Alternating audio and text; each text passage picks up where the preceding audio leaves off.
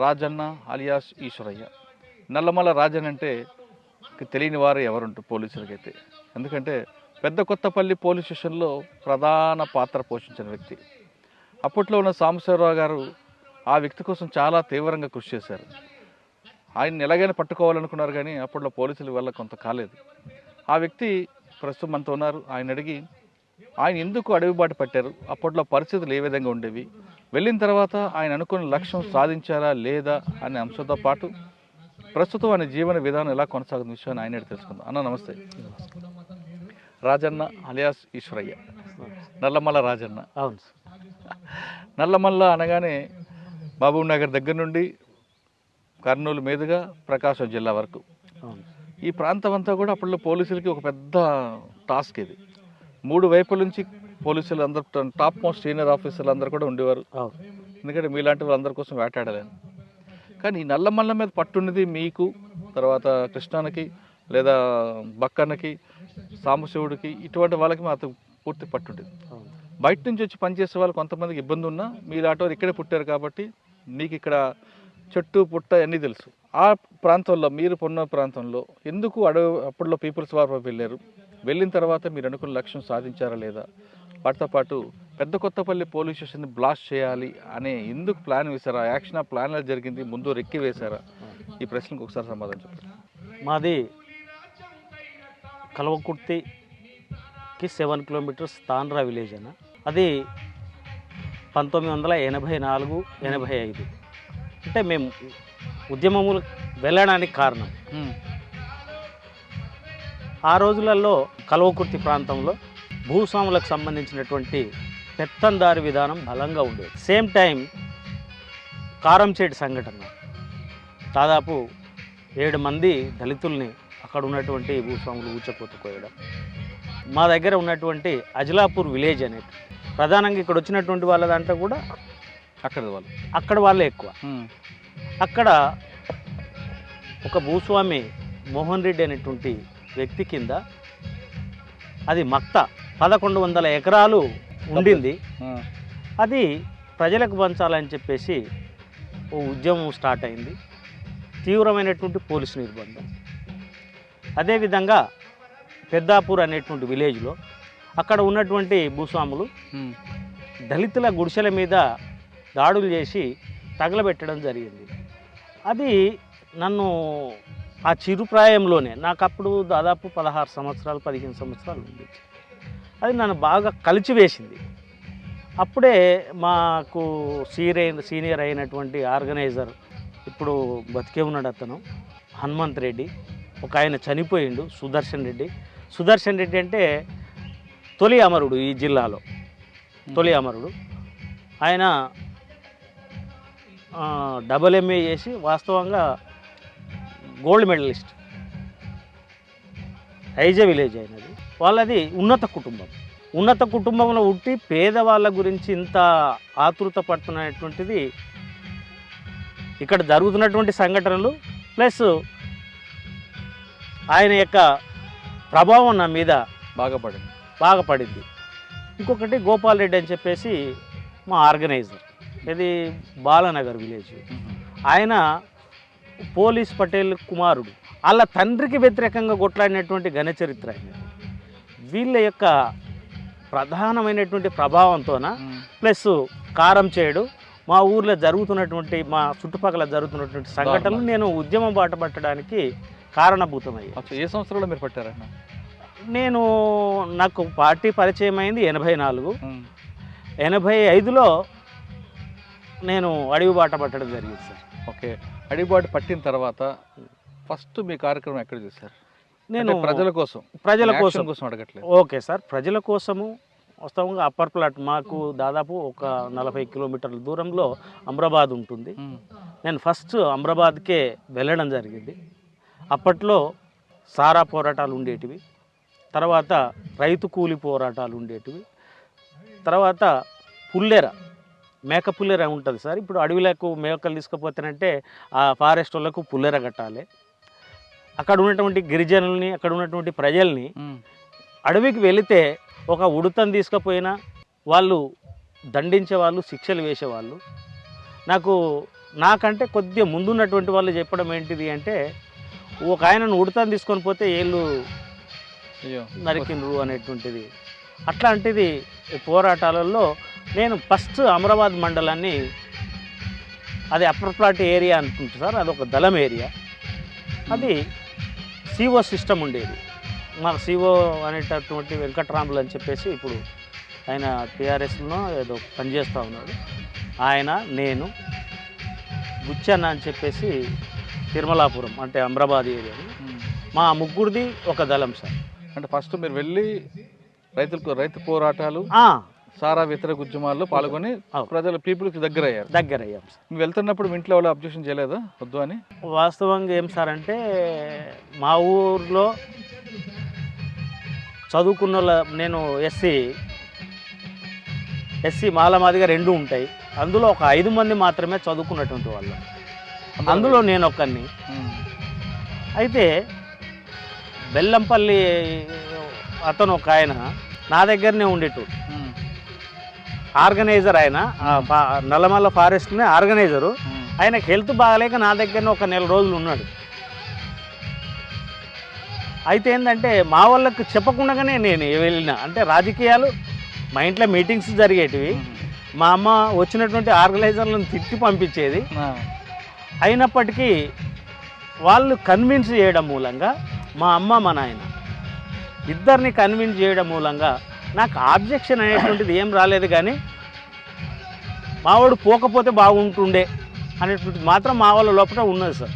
అయితే పోయేటప్పుడు మాత్రం చెప్పిపోలేదు, ఆబ్జెక్షన్ అంటూ ఏం లేదు సార్. ఓకే, లోపలికి వెళ్ళారు, అక్కడ ఉన్న చెంచులతో వాళ్ళకి సంబంధించిన కానీ కొన్ని కార్యక్రమాలు చేపట్టారు. అవును సార్. యాక్షన్ ఎక్కడ జరిగిందండి? ఫస్ట్ యాక్షన్ అనేటువంటిది పద్రా విలేజ్ ఉంటుంది సార్ మాకు. ఇది ఇప్పుడు మండల్ హెడ్ క్వార్టర్. ఇప్పుడు అమరాబాద్ తర్వాత ఇప్పుడు పద్రా మండలం అయింది. అది పద్రా విలేజ్లో మేము ఒక ఫారెస్ట్ ఆఫీసర్ను పిలిపించినాం. ఆయన పేరు వెంకటేశ్వర్లో సంథింగ్ ఏదో ఉంది సార్. అంటే ఆడ ప్రజాకంటకుడుగా తయారైంది. ఆయన ప్రతి అంశంలో ప్రజల్ని ఇబ్బంది పెడతా ఉన్నాడు. ఆయనను పిలిపించి మాట్లాడదామనేటువంటి ప్రోగ్రామ్ ఒకటి పెట్టుకున్నాం పగలే. అప్పట్లో ఇంత నిర్బంధం లేదు సార్. అది 86, 87 అనుకుంటా సార్. ఆ ఒకే రోజు మా మీద 2 సార్లు ఫైరింగ్స్ జరిగింది. అచ్చంపేటలో ఒకటి, మా దగ్గర పదరలో ఒకటి. ఆయన మేమేం పిలిపించాము, వచ్చి మాట్లాడిపోతాడు కదా అని చెప్పేసి మా దగ్గర ప్రజలు ఉన్నారు అప్పటికి. ఆయన పోలీస్కి ఇన్ఫర్మేషన్ ఇవ్వడం మూలంగా ఏమైందంటేనంటే, మేమేమనుకున్నాం జనరల్గా అది వాస్తవంగా ఐసిడిఎస్ జీప్ ఉంటుంది కదా సార్, అది మొత్తం ఐరన్ క్యాప్తో ఉంటుంది. మేము అట్లాంటి వాళ్ళే అనుకున్నాం, పోలీస్ జీప్ అని అనుకోలేదు. యాక్చువల్గా పాండు నాయక్ అని చెప్పేసి ఆయన రిటైర్ అయ్యిండో ఏమో తెలియదు, ఆయన నాయకత్వంలో మా మీద ఫైరింగ్స్ జరిగింది. అప్పుడు సుదర్శన్ రెడ్డి అని చెప్పేసి మా డిస్ట్రిక్ట్ సెక్రటరీకి కాలుకు గాయమైంది. ఇంకొక ఆయన్నేమో అరెస్ట్ అయ్యిండు, బుచ్చయ్య అని. నేను మాత్రం అరెస్ట్ కాకుండా తప్పించుకున్నాను సార్. అంతే. ఓకే, మొదటి దాడి అది మొదటిది సార్. తర్వాత పెద్దకొత్తపల్లి పోలీసుని ఎందుకు చేయాలనుకున్నారండి? పెద్దకొత్తపల్లి పోలీస్ స్టేషన్ ఏం సార్ అంటే, అప్పటికి తీవ్రమైనటువంటి నిర్బంధం స్టార్ట్ అయింది మా మీద. అప్పటికి చాలామంది ఎన్కౌంటర్లో చనిపోయారు. కాబట్టి పోలీసులను నిర్వహించాలి, ప్లస్ మేము ఆయుధాలను కూడా పెంచుకోవాలి. కాబట్టి అత్యాధునికమైనటువంటి ఆయుధాల కోసం కూడా దాడి చేయడం జరిగింది సార్. అది పెద్దకొత్తపల్లి పోలీస్ స్టేషన్ బ్లాస్ట్ చేయడానికి వెనక ఆయుధాల కోసం మీరు చెప్తున్నారు. ఆయుధాల కోసం దాడి చేద్దామని ముందు రెక్కి వేశారా? అసలు ఆ రోజు ఏం జరిగిందండి? రెక్కి వేశాం సార్. యాక్చువల్గా మేము అక్కడ ఒక 15 రోజులు అబ్జర్వ్ చేశాం. అక్కడ ఉన్నటువంటి సివిల్ వ్యక్తుల ద్వారా తెలుసుకోవడం, స్వయంగా నేను కూడా వెళ్ళినాను. అక్కడ మొత్తం పరిసరాలను మొత్తం రెక్కి చేశాం. ఫస్ట్ రోజు ఫెయిల్ అయినాం సార్. యాక్చువల్గా ట్రాక్టర్తో పోయి మేము అటాక్ చేయాలి, కానీ మాకు అంతంత డ్రైవింగే కదా. ఒక ట్రాక్టర్ తీసుకొచ్చి మావాడు చెట్టెక్కించిండు. చెట్టెక్కి కూడా మూలంగా అది తెల్లగా అయిపోయింది. తెల్లగా అయిపోయిన తర్వాత ఇక మనం ట్రాక్టర్ని ఆడనే వదిలేసి ఆ ట్రాక్టర్ ఓనర్కి చెప్పి పలానా దగ్గర ఉంది అని చెప్పేసి మేము మరుసటి రోజు ఇంకా 2 రోజుల తర్వాత మళ్ళీ ప్లాన్ చేసుకోవడం జరిగింది సార్. అది ఫెయిల్ అయిపోయింది. 2 రోజుల బిఫోర్ చేసుకున్నది, తర్వాత 2 రోజులది సక్సెస్ అయింది. ఎలా చేశారండి? అది మేము అందులో మా టీం మెంబర్స్ 28 మెంబర్స్ సార్. అందులో మొత్తము మేము ఫస్ట్ ఏం చేసుకున్నాం సార్ అంటే, ఈడ ఆదిరాల అనే విలేజ్లో ఒక మైక్రోవేవ్ స్టేషన్ ఉంటుంది, దాన్ని కొట్టాలనుకున్నాం. అయితే అది చుట్టూతా ఇనుప చువ్వలతో బందోబస్తుగా ఉంది.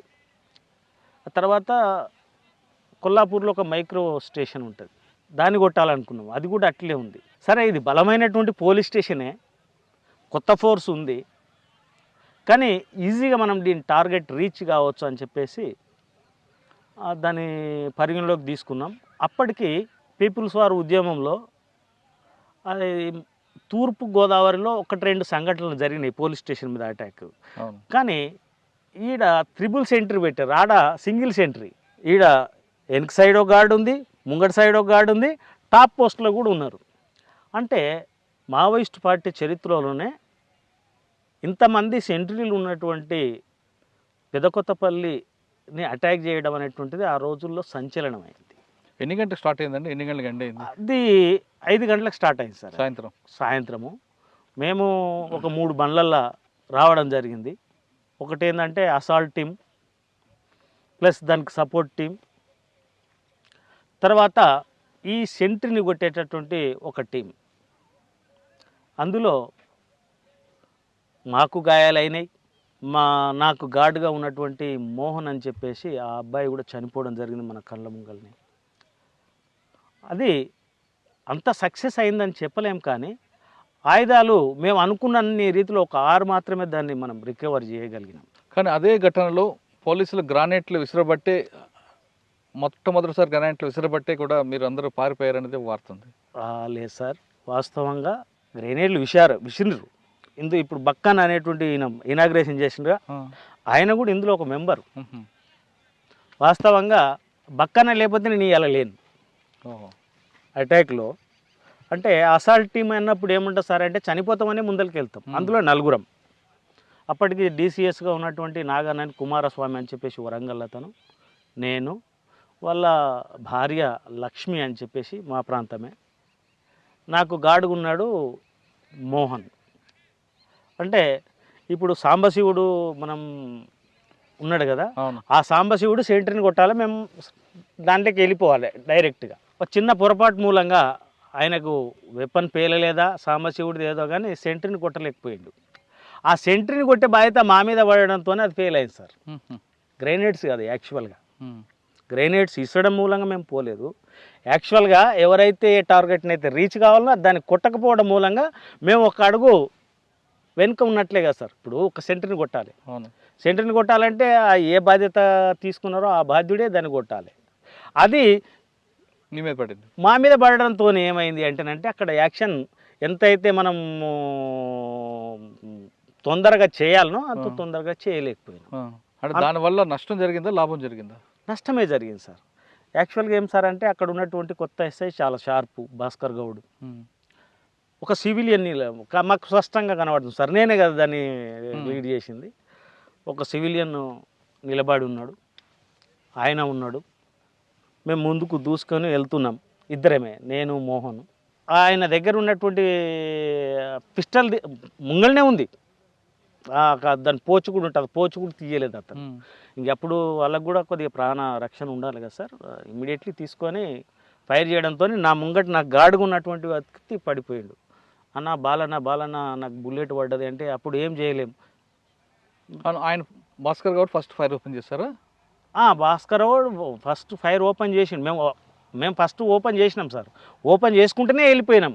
అయితే అక్కడ ఉన్నటువంటి సివిలియన్ ఆయన హజాన్ బావుడ్ లాగా ఉన్నాడు. మేమేమో సివిలియన్ అనుకోం కదా సార్. మేము ఆటో ఫైర్ చేసుకుంటూ వెళ్ళిపోయినాం. దాదాపు జల్లెడ అయిపోయింది అనేది మొత్తం శరీరం. ఆయన ఇమ్మీడియట్గా తీసుకొని మా మీద ఫైర్ చేస్తానంటే మా దగ్గర ఉన్నటువంటి చనిపోయాడు. మీరు ఎలాగ రిట్రీట్ అయ్యారు అక్కడ నుండి? మేము మా వన్ని సెంట్రీ ప్లేస్లని కూర్చుని సార్. అందులో ఆయుధాలు రికవర్ చేసినాము.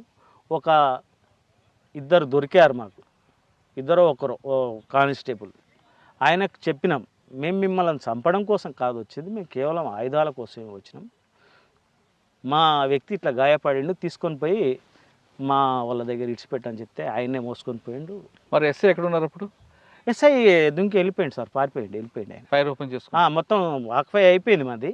టాప్ పోస్టులు ఉన్నారు కదా, ఆ టాప్ పోస్ట్లో ఉన్నటువంటి కాడ కూడా ఫెయిల్ అయింది. అంటే మేము ఏదైతే మైన్ పెట్టామో ఆ నిచ్చెన దగ్గర పెట్టాం సార్. మాకు తెలియదు కదా, కొద్దిగా అంతా రెక్కి చేసినా కూడా నిచ్చెన ఎక్కడ ఉంటుంది, అది ఏడు ఉంటుంది అనేటువంటిది తెలియదు.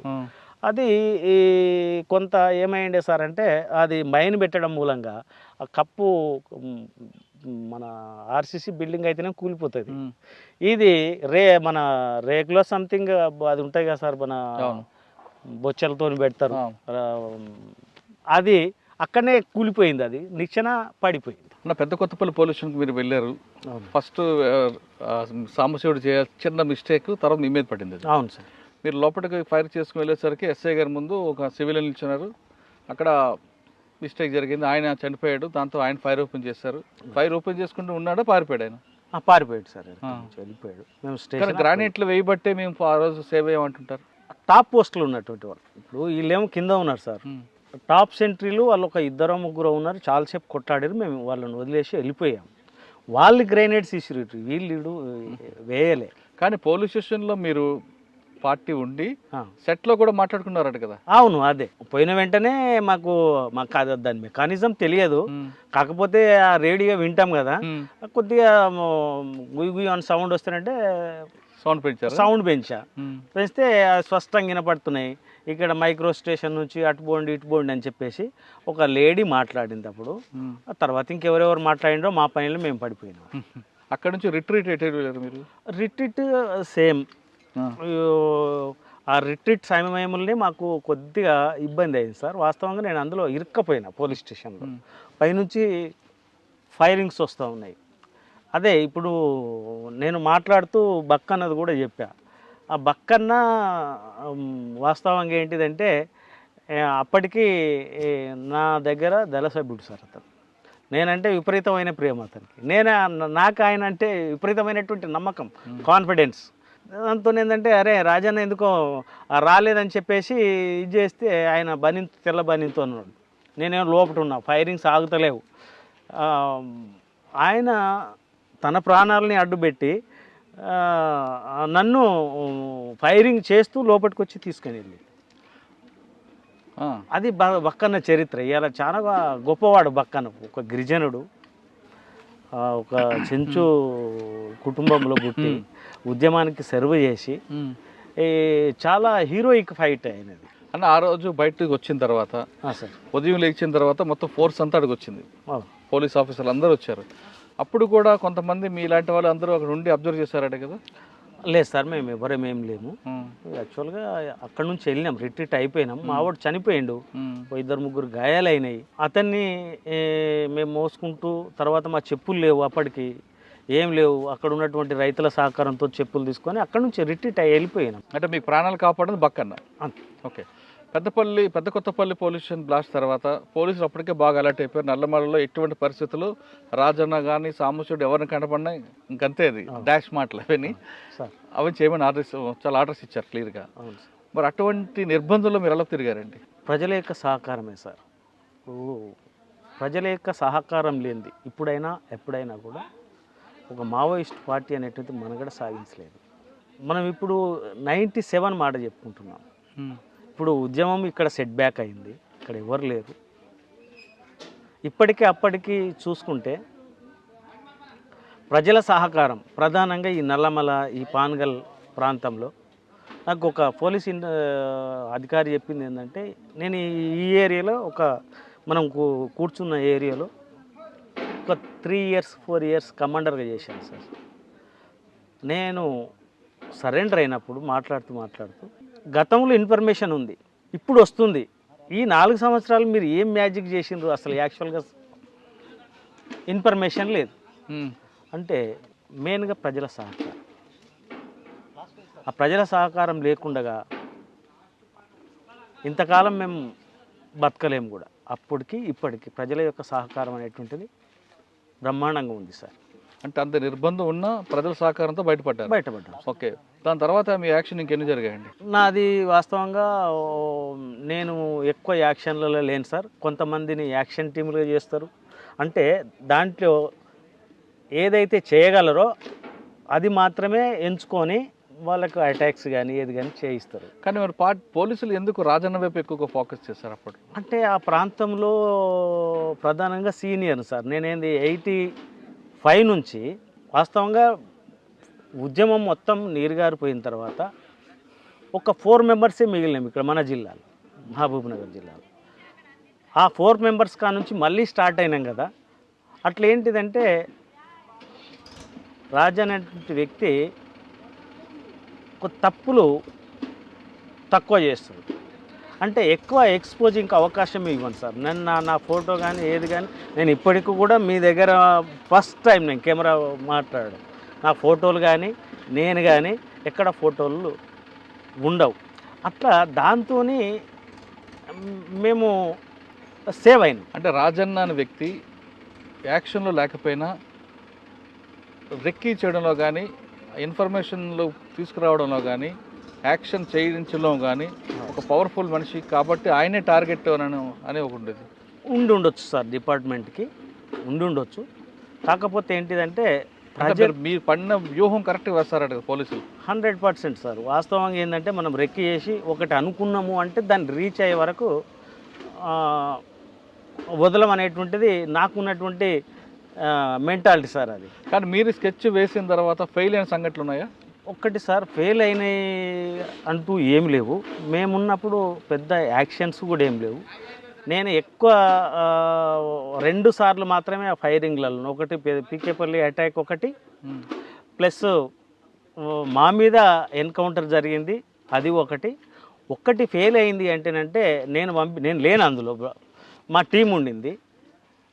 ఆ టీము రత్న ప్రభాకర్ రెడ్డి అని చెప్పేసి మన కొల్లాపూర్లో ఒక బీజేపీ మోస్ట్ వాంటెడ్ మా పార్టీకి ఉండే, ఆయనను అటాక్ చేయమని, ఆయనను తీసేయమని చెప్పేసి పంపించడం అనేటువంటిది జరిగింది.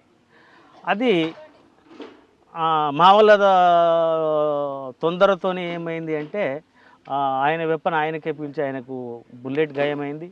అక్కడ ఉన్నటువంటి మా క్యాండిడేట్ ఒక ఆయన, మా సభ్యుడే హైబత్ గురై బరస్ట్ ఫైర్ చేయడం మూలంగా ఆ బస్టాండ్లో ఓపెన్గా ఉన్నటువంటి దగ్గర ఒకరిద్దరు చనిపోయినరు.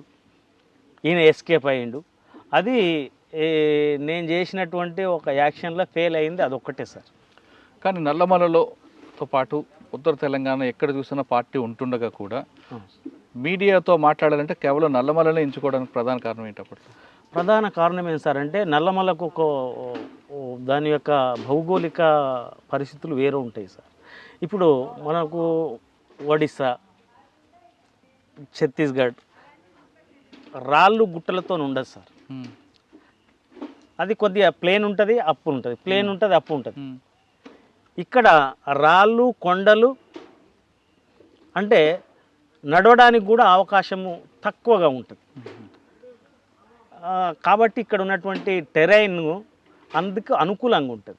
అంటే ఎక్కువ అందుకే మీడియా సమావేశాలు అంటే రోడ్ పాయింట్ ఇప్పుడు మనకు శ్రీశైలం, మీడియా వాళ్ళని రావడానికి కూడా హైదరాబాద్ టు శ్రీశైలం దగ్గరలో మేము ఎంచుకున్న పాయింట్ ఎట్లుంటాయి సార్, ఈజీగా రావాలి, మనం ఐడెంటిఫై కావద్దు, వాళ్ళకి ఏం కావద్దు, వాళ్ళకు ప్రమాదం జరగవద్దు, మనకు ప్రమాదం జరగవద్దు అనేటువంటి ప్లేసెస్ ఎన్నుకుంటాం. ప్రధానంగా ఇప్పుడు ఉమామహేశ్వరం కాడికి ఎవరైనా రావచ్చు, మేము ఆ నుంచి రిసీవ్ చేసుకొని వెళ్ళిపోవచ్చు. శ్రీశైలం ఆడికి వస్తేనంటే మిమ్మల్ని మేము ఈజీగా రిసీవ్ చేసుకోవచ్చు, మేము అక్కడ నుంచి వెళ్ళవచ్చు. అట్లా దానికోసం ఈ నల్లమల్ల కొద్దిగా అనుకూలంగా ఉంటుంది. నల్లమలలో మీడియా సమావేశం పెట్టేటప్పుడు అప్పట్లో వాళ్ళు మీరు అన్నట్లు ఒక పాయింట్లో దింపేవారు, అక్కడి నుంచి పికప్ చేసుకెళ్ళేవారు. మీడియా వాళ్ళు కూడా గుర్తుపట్టకుండా అక్కడికక్కడే తిప్పి ఒక సమావేశాలు పెట్టేవారు కదా. అది మేము కావాలని ఏం చేయం సార్ అట్లా. కాకపోతే ఏంటంటే ఒక్కొక్కసారి ఆ ప్లేస్ ఐడెంటిఫై చేయకుండా ఉండడం కోసం కొన్నిసార్లు అట్లా చేస్తాం. కానీ లేదు, డైరెక్ట్గా తీసుకుపోయి అక్కడ సమావేశం ఏర్పాటు చేసి పంపిస్తాం. ఒకనొక అంటే రోడ్డు పాయింట్ దగ్గర ఉందనుకోండి, ఇది రోడ్డుకు దగ్గరనే వచ్చినాం అనేటువంటిది వాళ్ళకు కల్పించకుండా కొద్దిగా చుట్టూతో తిరిగి తీసుకొని పోయి అక్కడ కూర్చొని పెట్టి మళ్ళీ సేమ్ రూట్లో మళ్ళీ పంపిస్తాం. మళ్ళీ వచ్చేది అంతే టైం, పోయేది కూడా అంతే టైం చేస్తాం. కానీ ఎంట్రీ ఎగ్జిట్ ఒకటి ఇవ్వరు. ఇవ్వరు సార్. నల్లమలలో మీరు చేసిన టైంలో సార్ మీరు యాక్షన్లు చెప్పారు. పీపుల్స్కి మీరు చేసిన పని చెప్పండి ఒకటి. పీపుల్స్ అంటే మీరు ఆల్రెడీ ఒకటి చెప్పారు చెంచుల గురించి, అది కాకుండా పీపుల్స్ మేము చేసినటువంటిది ఏం సార్ అంటే, ఈ నల్లమల ఇక్కడ నుంచి ఏది మన సోమశిల నుంచి తీసుకొని అక్కడ అక్కవరం బక్కలింగాయపల్లి వరకు ఈ ఫారెస్ట్ గ్రామాలు ఉంటాయి సార్. అవి ఆ ఫారెస్ట్ గ్రామాలలో దాదాపు నేను అనుకుంటా నియర్లీ అప్పుడే నాకు ఒక 30,000 ఎకరాల భూమిని ప్రజలకు వాళ్ళు సాగు చేసుకోమని చెప్పేసి మా పార్టీ యొక్క ఆదేశాల ద్వారా వాళ్ళు చేసుకున్నారు. ఇప్పటికీ ఇప్పుడు మన వెంకటేశ్వర్ల సారు చెప్తున్నటువంటి క్రమంలో ముక్కిడిగుండం మొత్తం 9 ఎకరాలు సాగు చేసుకుంటుంటే అందులో భాగమే అది కూడా. ఇప్పుడు ముక్కిడిగుండం, ఇప్పుడు సోమశిల నుంచి ఈ మధ్యలో ఉన్నటువంటి గ్రామాలు సార్, ఒకటి కొల్లాపూరు, ఎల్లూరు, ముక్కిడిగుండం, అటు మొలచింతలపల్లి, ప్లస్ క్యాంపు రాయవరం, లింగాల, అప్పాపల్లి, ఈ ఉమామహేశ్వరము, అవతలికి వచ్చేస్తేనంటే అక్కవరం వరకు సార్. ఈ గ్రామాల ఉన్నటువంటి ప్రజలు వాళ్ళు సాగు చేసుకున్నారు ఫారెస్ట్ భూమిని.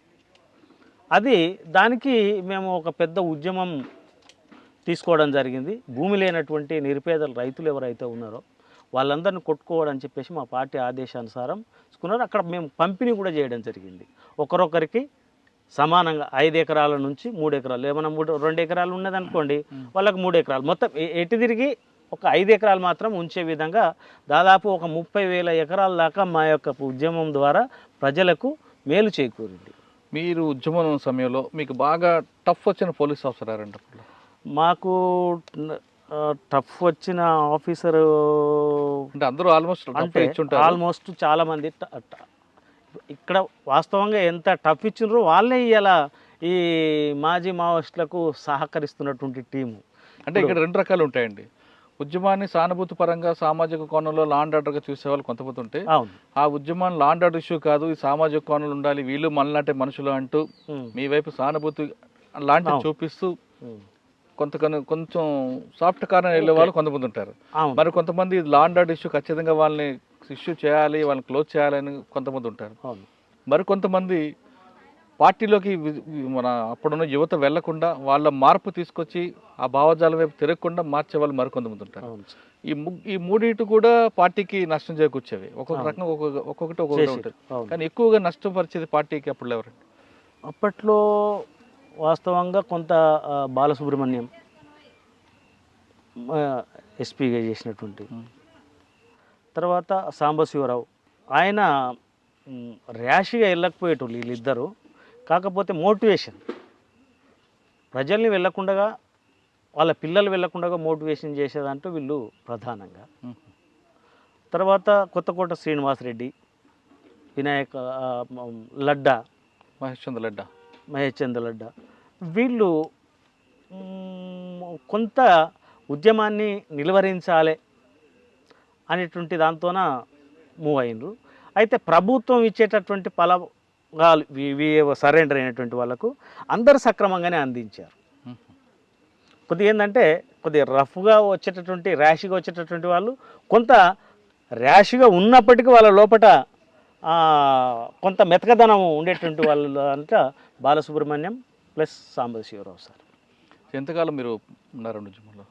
నేను 14 సంవత్సరాలు ఉన్నాను. మరి ఎందుకు బయటకు వచ్చారు? వాస్తవంగా సార్ నేను బయటికి రావడానికి కారణం ఏంటిది అంటే, రాకముందు ఒకసారి అరెస్ట్ అయినట్టున్నారు కదా? అరెస్ట్ అయినా సార్, ఒకసారి అరెస్ట్ అయ్యాను. ఎక్కడ అరెస్ట్ అయ్యారు?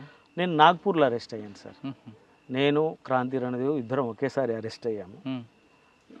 ఇక్కడ నుంచి నేను పనుల రీత్యా ఈస్ట్కు ట్రాన్స్ఫర్ అయినా, అంటే బయటి పనులే ఎక్కువ చేశాను, అంటే కొరియర్గా. ఇప్పుడు నేను గణపతికి కొరియర్గా చేశాను, క్రాంతి రణదేవ్కి చేశాను, తర్వాత అప్పారావు, శాఖమూరి అప్పారావు. ఆ టెక్ అవసరాల రీత్యా నన్ను అక్కడికి ట్రాన్స్ఫర్ చేయడం జరిగింది. నాగ్పూర్లో అంత ఈజీగా ఎలా దొరికారు? ఈజీగా అంటే సార్, అప్పటికే చాలామంది ఒక బెల్ట్ అరెస్ట్ అయినరు, 18 మంది అరెస్ట్ అయినరు అంతకుముందు నాకంటే బిఫోర్. నేను లాస్ట్గా ఆదిలాబాద్లో శంకర్రావు అని చెప్పేసి ఒక ఆయన ముందు అరెస్ట్ అయ్యిండు, ఇంకొక ఆయన అరెస్ట్ అయ్యిండు. ఈ క్రాంతి రణదేవ్ ఉన్నాడు కదా సార్, ఆయనకు అప్పుడే కొత్తగా పెళ్ళి అయింది. ఆయనకు ఒక రూమ్ తీసుకున్నారు వాళ్ళ మిస్సెస్కు ఆయనకు. ఆ రూమ్ మాకు షెల్టర్కి ఇచ్చారు. ఆయన వాళ్ళు వెళ్ళిపోయిన తర్వాత ఆ షెల్టర్ ఇచ్చిండు. ఆ రూమ్ ఎవరైతే మా కోసం తీసుకున్నాడో రణదేవ్ కోసము, వాళ్ళు అరెస్ట్ అయ్యారు, భార్యాభర్తలు. వాళ్ళు అరెస్ట్ అయ్యడంతో మా డెన్ను దొరికింది. మా డెన్నులో మేము పోయింది ఒక 4 రోజులు 5 రోజులు ఉన్నాం సార్, అంతే. 5 రోజులలోనే మమ్మల్ని వాళ్ళు క్యాచ్ చేశారు. అంటే వాస్తవంగా హైదరాబాద్ నుంచి చేసిండ్రు, హైదరాబాద్ మన ఏపీ పోలీస్ నుంచి మేము రక్షింపబడి ప్లస్ అటు పోయిన తర్వాత ఈజీగా క్యాచ్ అయినాం సార్. కారణం ఏంటిది అంటే అప్పుడు నాగ్పూర్ అనేటువంటిది ఇప్పుడు చాలా డెవలప్డ్ సిటీ అయింది సార్. అప్పుడు ఏంటంటేనంటే ఆ ట్రక్, మాకు తెలిసిన ఇన్ఫర్మేషన్, ఆ ట్రక్ వాళ్ళని మొత్తం కూడా జామ్ చేసి ఇగో పలానా రూమ్ నుంచి పలానా రూమ్కి ఎవరు సామాన్లు తీసుకుపోయారంటే అట్లా ఐడెంటిఫై చేసి మాకు దొరికింది. తీసుకొచ్చి అక్కడ ఏ జైల్లో పెట్టారండి? నన్ను తీసుకొచ్చి ఫస్ట్ చంద్రాపూర్ జైల్లో పెట్టారు సార్. చంద్రాపూర్ జైలు నుంచి అమరావతి అంటే మహారాష్ట్ర అమరావతి, అది హై సెక్యూరిటీ యార్డ్. అందులో పంజాబ్ టెర్రరిస్టులు, నేను, ఒక శంకర్రావు, అంటే దాదాపు ఒక 18 మంది ఉండే షెల్లో మేమిద్దరము, కన్మలందరూ కూడా వాళ్ళు నార్త్ ఇండియన్స్. వాళ్ళు అంటే మీరు చేసిన యాక్షన్ ఎక్కడ ఉంటే మహారాష్ట్రలో ఎందుకు అరెస్ట్ చేశారు? అక్కడ అరెస్ట్ అంటే సార్ ఇప్పుడు కేసులు ఉన్నాయా? అక్కడ కేసులు ఏం లేవు. అక్కడే మర్డర్ కేసు పెట్టారు రాజూరా పోలీస్ స్టేషన్లో. ఇప్పుడు పోలీసు వాళ్ళు తలుచుకుంటే ఏమైనా చేయగలరు. ఇప్పుడు నేను అక్కడ యాక్టివిటీస్లో లేకున్నా నేను అక్కడ దొరికిన కాబట్టి అక్కడ ఏదో ఒక పోలీస్ స్టేషన్ సరౌండింగ్లో ఏదైనా యాక్షన్ ఏదైనా జరిగితే మమ్మల్ని దాంట్లో చూపిస్తాం. ఎంతకాలం ఉన్నారండి చంద్రాపూర్ అమరావతిలో? 1 year ఉన్నా సార్. తర్వాత మరి ఏపీకి తీసుకురాలేదా మీకు? ఏపీకి తీసుకొచ్చారు సార్. ఏపీకి అంటే మన మహబూబ్ నగర్కి, మళ్ళీ మహబూబ్ నగర్ జైల్లో కొంత అప్పుడు ఎట్లా ఉన్నాం సార్, మనకు కొద్దిగా ర్యాష్గా ఉంటుంటే, కొద్దిగా ఉద్యమ స్వభావం ఉంటుండే. ఈ ప్రతిదాన్ని జైల్లో ప్రశ్నించడంతో కొద్దిగా జైల్లో కొద్దిగా గలాట అయింది. జైలు వార్డెన్కు నాకు ఇద్దరము కొట్టుకోవడం జరిగింది. అప్పుడు మళ్ళీ వాళ్ళు నా మీద లాఠీ చార్జ్ చేశారు. లాఠీ చార్జ్ చేయడానికి నాకు బాగా దెబ్బలు తగినాయి. అక్కడ నుంచి కోర్టుకు తీసుకొచ్చారు, మహబూబ్నగర్ కోర్టుకి. మళ్ళీ కోర్టుకు అప్పచెప్పాలి కదా, అప్పటికి మాకు దెబ్బలు తాకినాయి నాకు. దాంతో ఏంటంటే దెబ్బలు తాగితే మళ్ళీ మేజిస్ట్రేట్ ముంగట వీళ్ళు చెప్తారు. ఎందుకంటే అప్పటికి మేము ఉద్యమంలో ఉన్నాం కదా, మళ్ళీ ఇదంతా లపడా ఎందుకు, ఆయన అక్కడ పంపించడం ఎందుకు, ఇక్కడనే పెట్టాలని చెప్పేసి ఇటు ఉంచడంతో అక్కడ కేసులు నేను మళ్ళీ దాన్ని వాళ్ళు ఏం చేయలేని నేను ఇక్కడనే రిలీజ్ అయిన బెయిల్ తీసుకొని వచ్చారు. వచ్చిన తర్వాత మళ్ళీ లోపలికి ఎందుకు వెళ్ళాలనిపించింది? అంటే ఆ కోపంతోనా? ఆ కోపంగా సార్. ఇంకొకటి ఏం సార్ అంటే ప్రతి వాళ్ళు అరెస్ట్ అయినటువంటి వాళ్ళు, ఉద్యమ భావాలు ఉన్నటువంటి వాళ్ళు మళ్ళీ ఉద్యమంలోకి పోవాలని చూస్తారు. అంటే అరెస్ట్ అయిన అప్పుడు మీకు ఎవరు కాంటాక్ట్ అయ్యారు బయటకు వచ్చాక? బయటకు వచ్చి సాధారణంగా బయటికి రాగానే పోలీసులు వేరే కేసులు లోన పంపిస్తారు కదా, మీ మీద నిఘా లేదా? కొద్దిగా మా ఊర్లో ఒక అడ్వకేట్ ఉండే సార్, మన మహబూబ్ నగర్లో. ఆయన మా ఊర్లో ఒక ఆయన పార్థసారథి రెడ్డి అని చెప్పేసి అడ్వకేట్, నన్ను మా మిస్సెస్ను ఇద్దరిని కలిసి తీసుకొని పోయారు. తీసుకొని పోయిన తర్వాత ఏం లేదు సార్, మంచిగానే ఉంటారు, మళ్ళీ వాళ్ళు ఉద్యమంలో ఏం పోరు అని చెప్పేసి వాళ్ళు కాన్ఫిడెన్స్ ఇచ్చారు. సరే చూద్దాంలే, పరిశీలనలు పెడదామని చెప్పేసి పంపించారు. మాకు అప్పటికి కాంటాక్ట్ దొరకలేదు. ఆ కాంటాక్ట్ వచ్చిన తర్వాత మళ్ళీ వెళ్ళిపోవడం అనేటువంటి. నల్లమలకు వచ్చారా? నల్లమలకు పోయాను. అప్పుడు ఎంతకాలం ఉన్నారండి రెండోసారి? నేను 7 సంవత్సరాలు ఉన్నా. ఓకే, 7 సంవత్సరాల్లో మీరు యాక్షన్లు ఏమున్నాయి? నాది మొత్తం ఆర్గనైజేషన్ ఫీల్డ్ సార్. యాక్షన్ ఇప్పుడు ఇటు సైడ్ వస్తే యాక్షన్స్ ఉంటాయి, అటు మన అమ్రాబాదు ఆ ఏరియాకి పోతే యాక్షన్స్ ఉంటాయి. నేను నల్లమల అంటే ఓన్లీ గిరిజన ప్రాంతాన్ని ఆర్గనైజ్ చేశాను. వాళ్ళకు వ్యవసాయం ఎట్లా డెవలప్ చేయాలి, వాళ్ళకు సహకార సంఘాలని ఎట్లా పెట్టాలి, అక్కడ సలేశ్వరము జాతర ఉంటుంది, అది ఒక కోమటి వాళ్ళ చేతిలో ఉండేది, అది గుంజి మళ్ళీ గిరిజనుల చేతులకు ఎట్లా అభివృద్ధి చేయాలనేటువంటిది. వాళ్ళకు వ్యవసాయం రాదు, వ్యవసాయం రాకపోతే వ్యవసాయానికి పనిముట్లు ఏం చేద్దాం, ఇది నా ఆర్గనైజేషన్ మొత్తం కాన్సన్ట్రేషన్ అంతా ఓన్లీ గిరిజనులు. అంటే మొత్తం టోటల్గా నల్లమలలోనే నా ఉద్యమ ప్రస్థానం అంతా. ఓకే, మరి ఇంత కష్టపడి మీరు అంటే నల్లమల్లో పార్టీ మనుగడ అయిపోతున్న టైంలో బయటకు వచ్చారా, లేదు మీరు వ్యక్తిగత కారణాలతోనే సరెండర్ అయ్యారా? నేను వ్యక్తిగత కారణాలతోనే సరెండర్ అయ్యాను సార్. ఏముందండి? వ్యక్తిగత కారణాలు అంటే అప్పటికి ఉద్యమంలో ఈ కమ్యూనికేషన్ గ్యాప్ ఎట్లా ఉంటుంది సార్ అంటే, ఒక ఊర్లో ఉట్టిగానే వానికి పడకున్నా కూడా మా దగ్గరికి వచ్చేసి వాడు ఇన్ఫార్మర్ అని చెప్పేస్తారు. అది పార్టీ వెనక ముందు ఆలోచించకుండా వాడిని చంపేస్తారు. అని చంపేస్తే వాని పిల్లలు ఆగమవుతారు. అట్లా నా దృష్టికి వచ్చినటువంటివే దాదాపు 13 సంఘటనలు ఉన్నాయి సార్. దాంతో నేను ఇన్యాక్టివ్ కావాల్సి వచ్చింది. ఇంకొకటి మెయిన్గా పోలీస్ స్టేషన్లో ఏదైతే నాకు రక్షణ ఇచ్చినటువంటి మోహన్ చనిపోయాడో, నాకు అప్పుడు కొంత సీరియస్గా థింక్ చేశాను. దాని మూలంగా ఈ సంఘటనలు అంటే ఏదైతే ఉద్యమంలో మనం జాగ్రత్తలు తీసుకుంటే ఉద్యమం రక్షించబడుతుంది, కానీ అది చేయకుండా ఇప్పుడు ఒక శత్రువు ఉన్నాడు, ఆయనకు దూరంగా ఉంటే అయిపోతుంది కదా సార్. మన వాళ్ళ దగ్గరికి పోయి వాళ్ళను పోలీస్ ఇన్ఫార్మర్ అని చెప్పేసి ముద్ర వేసి చంపడం అనేటువంటిది కరెక్ట్ థింక్ కాదు. ఇన్ఫార్మల్ పేరు మీద చంపడం అనేది కరెక్ట్ కాదని మీరు వ్యతిరేకించిన మీరు పార్టీ దృష్టి తీసుకెళ్ళొచ్చు కదా? తీసుకెళ్ళినాం సార్. అది కొన్ని సందర్భాల్లో పార్టీ కూడా దాన్ని రివ్యూ చేసుకున్నది, ప్లస్ వాస్తవమే తప్ప అనేటువంటిది కూడా పార్టీ ఒప్పుకున్న సంఘటనలు కూడా కొన్ని ఉన్నాయి. మీరు ఒకసారి వెనక్కి వెళ్దాం మనం. సార్, క్రాంతి రణదేవ్ దగ్గర పనిచేశారు మీరు. ఆయన చాలా ఫెరోషియస్గా ఉంటాడని, ఎవరి మాట వినడు అని, ఒంటెత్తడి పోకడు పోతుంటాడు అనేది ఒక వార్త ఉంది, వాస్తవం అంటారా? ఏం లేదు సార్, బయట ప్రచారం ఒకటి ఉంటుంది ఒక వ్యక్తి గురించి, కానీ ఉద్యమంలో పనిచేసినటువంటి వాళ్ళు ఉద్యమంలో ఎదుగుతున్నటువంటి క్రమంలో కొన్ని తప్పులు జరుగుతాయి, వాస్తవమే. కానీ అంత ర్యాష్గా ఉండి అర్థం చేసుకోలేనటువంటి పరిస్థితిలో ఏ కమ్యూనిస్టు పార్టీలో అంటే ఆయన ఎక్కువగా మైదాన ప్రాంతంలో ఉన్న వ్యక్తి అడవిలోకి రావడంతో ఆ ప్రాంతానికి ఈ ప్రాంతానికి వ్యత్యాసం తెలుసుకోకుండా కొన్ని నిర్ణయాల వల్లే పార్టీకి నష్టం జరిగింది. అందులో మేజర్ ఒక ఎన్కౌంటర్ కూడా జరిగింది అంటారు. ఆ ఎన్కౌంటర్ గురించి నాకైతే తెలియదు సార్. నేను ఉన్నటువంటి కొద్ది కాలంలోనే ఆయన అరెస్ట్ అయ్యింది. అవును, ఒక సంఘటన సార్, ఆయన వాస్తవంగా ఎంత హీరోయిక్ అంటే, ఒక 19 రోజులు మేము పోలీస్ స్టేషన్లో ఉన్నాం సార్, ఒకే పోలీస్ స్టేషన్. మాకేంది ఏడమున్నామనేటువంటిది తెలియదు. నిన్న మొన్న ఒక సెన్సేషనల్ న్యూస్లో పోయింది రణబీర్ సింగ్ అని చెప్పేసి, అప్పుడు నన్ను ఆయన అరెస్ట్ చేసిండు మన బాంబే ఏదో కేసులో సార్, ఈ శివసేన రణబీర్ సింగ్ అతనే నన్ను అరెస్ట్ చేసింది మహారాష్ట్రలో. అక్కడ ఒక ఓఎస్డి ఉండే, ఒక 19 రోజులు చిత్రహింసలు పెట్టిన తర్వాత, అంటే ఎవరికైనా బాధగా సార్, గొడ్లు అరిచినట్టు అరుస్తూ ఉన్నాం.